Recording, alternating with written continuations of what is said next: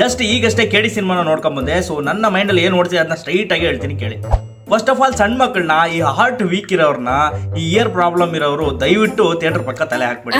ಯಾಕಂದ್ರೆ ಈ ಸಿನಿಮಾನ ನೋಡಿದ್ರೆ ಈ ಪ್ರಾಬ್ಲಮ್ ಇರೋರಿಗೆಲ್ಲ ತೊಂದರೆ ಆಗ್ಬೋದು. ನಮ್ಮ ಪ್ರೇಮ್ ಸರ್ ಏನ್ ಮಾಡಿದಾರೆ ಅಂದ್ರೆ ವಿಂಟೇಜ್ ಧ್ರುವ ಸರ್ಜಾರ್ನ ಸ್ಕ್ರೀನ್ ಮೇಲೆ ತರ್ತೀನಿ ಅಂತ ಹೇಳ್ಬಿಟ್ಟು ಕ್ರಿಂಜ್ ಮಾಡಿ ಹಾಕಿದ್ದಾರೆ.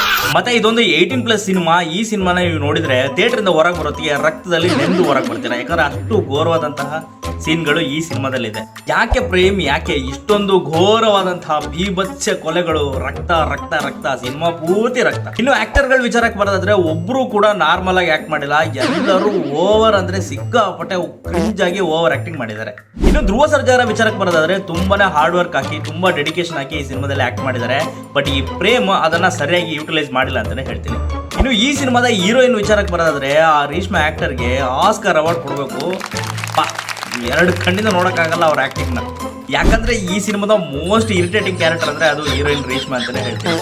ಇನ್ನು ಈ ಸಿನಿಮಾದ ಒನ್ಲೈನ್ ಸ್ಟೋರಿ ಏನಪ್ಪಾ ಅಂದ್ರೆ, ಇನ್ನೋಸೆಂಟ್ ಆಗಿರುವಂತಹ ಧ್ರುವ ಸರ್ಜಾ ಅವರು ದೊಡ್ಡ ಡಾನ್ ಆದಂತಹ ಸಂಜಯ್ ದತ್ನ ಎದುರಾಕೊಳ್ತಾರೆ. ಅವ್ರ ಮುಂದೆ ಹೇಗೆ ಸರ್ವೈವ್ ಆಗ್ತಾರೆ ಅನ್ನೋದೇ ಈ ಸಿನಿಮಾದ ಈ ಪಾರ್ಟ್ 1ನ ಒನ್ಲೈನ್ ಸ್ಟೋರಿ.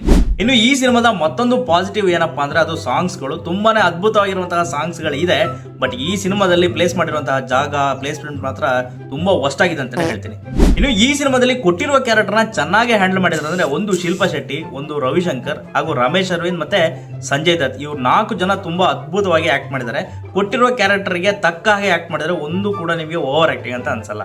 ಸೊ ಇನ್ನು ಈ ಸಿನಿಮಾದಲ್ಲಿ ಕ್ಲೈಮ್ಯಾಕ್ಸ್ ಒಂದು ಟ್ವಿಸ್ಟ್ ಇದೆ. ಸೊ ಆ ಟ್ವಿಸ್ಟ್ ಮುಖಾಂತರ ಪಾರ್ಟ್ 2 ಅಂತ ಹೇಳ್ಬಿಟ್ಟು ಸಿನಿಮಾನ ಮುಗಿಸ್ತಾರೆ. ಸೊ ಓವರ್ ಆಲ್ ಆಗಿ ಈ ಸಿನಿಮಾ ಹೇಗಿತ್ತು ಅಂತ ನೀವು ನನ್ನ ಹತ್ರ ಕೇಳಿದ್ರೆ, unwanted over acting, everything cringe ಅಂತಾನೆ ಹೇಳ್ತೀನಿ.